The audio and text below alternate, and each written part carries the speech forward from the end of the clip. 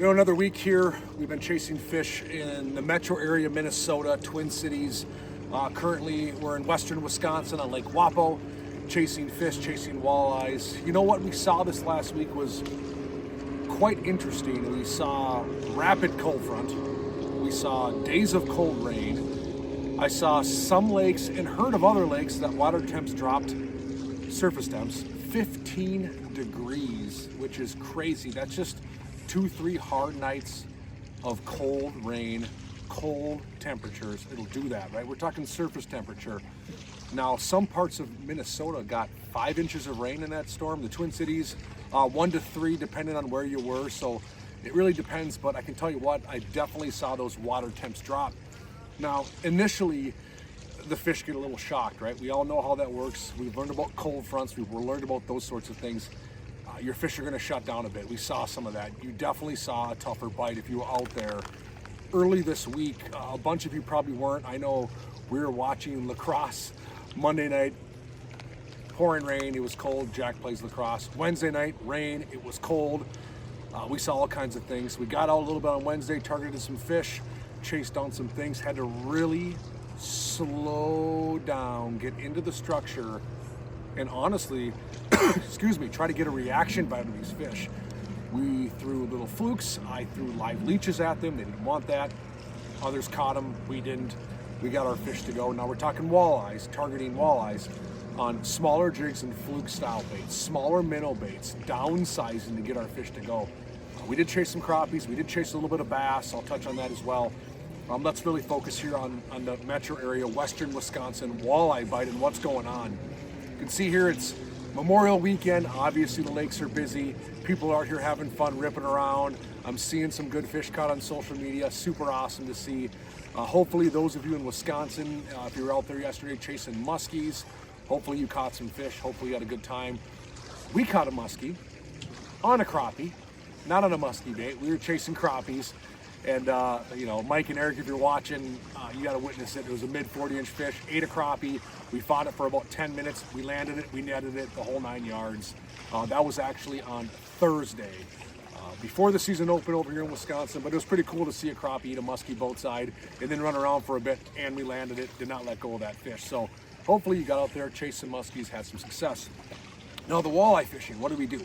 We had to focus on the weeds. We targeted some fish on the offshore structure. We targeted some fish off the weed lines, off the weed points, struggled to do that. Now I think that has to do with these colder temperatures. Things kind of regressed back into their opening day tactics, and we caught our fish targeting them in the immediate weeds, in the immediate weed lines. Every walleye we caught this week, whether it was on Lake Minnetonka or whether it was on Wapo, was caught in and around the weeds, not off the weeds. I'm talking in them. If you weren't snagging up once in a while, if the weeds weren't right in front of us, we were not getting bit. Now, you might see that transition and that change over the next week, even the coming days with some warmer temps, but right now these fish are holding on to the weeds. We talked about flukes. We talked about slowing down our presentation.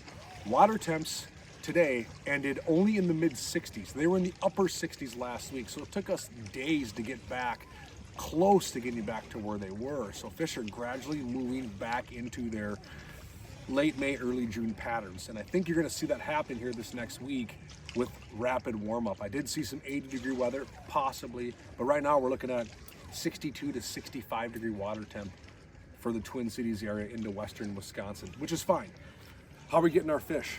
I was catching fish earlier in the week on a 1/8 ounce drop TG jig head and a fluke. We talked about that. I've mentioned that on social media. I've had to change my tactics. I almost feel like I'm smallmouth bass fishing for walleyes. I'm fishing a 1/16 ounce drop TG and a little 3-inch minnow bait. There's a ton of brands that make them.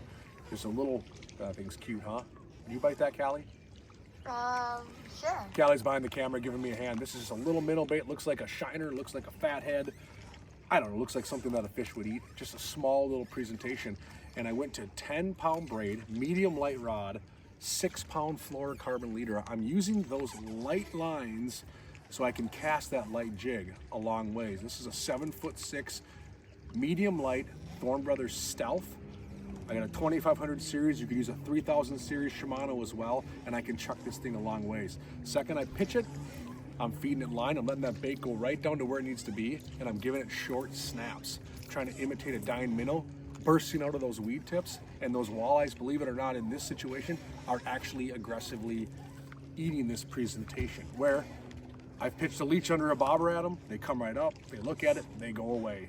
A little reaction bait, you get them to bite. So that's been a hot ticket. We've used this dark pattern, we've used a bright head, bright pattern. I don't think it overly matters as long as you get right to where those fish are. So that's kind of what we're seeing for walleyes. I'm anticipating that'll be similar this week. I'm going to continue to do that on Minnetonka this next week and see if they want to continue to play that same game. Now, I really want to chase them with some swim baits. I want to chase them with more moving baits. I think that might progress this week.